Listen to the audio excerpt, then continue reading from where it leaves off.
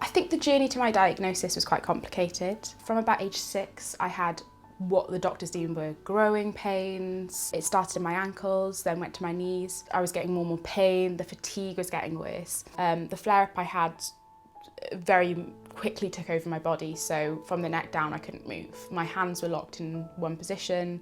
I was carried everywhere or put in a wheelchair. The doctors did decide to give me oral morphine, basically something to numb some of the pain you're going through. And I still some days have to turn to things like oral morphine and tramadol, very, very strong painkillers to deal with the amount of pain I'm in. I was someone who had their whole life kind of planned out for them in terms of I knew exactly what I wanted to do, how I wanted to do it. I was head girl at my school, I was doing my music college auditions, to doing nothing because I couldn't. My parents had to, you know, feed me, dress me, take me to the bathroom. There was a sense of embarrassment that it happened to me. Why me? Why did this happen to me? I've done everything right. I don't think people realise how much of a life-changing diagnosis it is.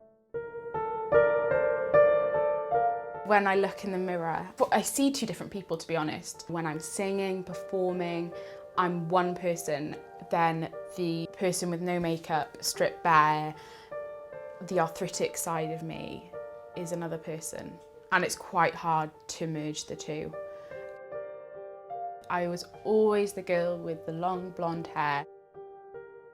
I was put on methotrexate, which led to me being sick every day, lost most of my hair. The day before my first A-level, in the shower one day, and the bit I was shampooing just came out of my hand. I was madly pulling at my hair and it just kept coming out, and I was thinking, oh my gosh, I didn't expect this to happen.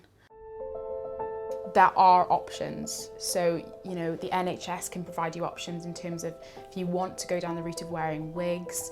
I know it sounds very, very difficult, but do not stress. Stress can actually cause more hair loss, and I kind of wish I knew that. There are a lot of supplements you can take that will increase your hair growth, so look into them. And I got advice from the place I got extensions from for what supplements to take. There are lots of options, but I think the most important thing, I know it's just such a distressing time, and believe me, I was so upset about it, but stress does make it worse, so try not to stress. There are solutions. Well, I think to date, the most exciting event was singing the Welsh National Anthem for the Welsh football team.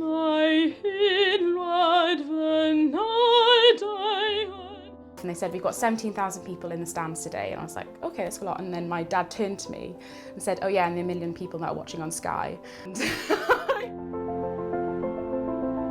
Having the diagnosis has opened my mind to so many other career options as well. Teaching, doing music therapy, you know, even working for a charity such as Arthritis Research UK.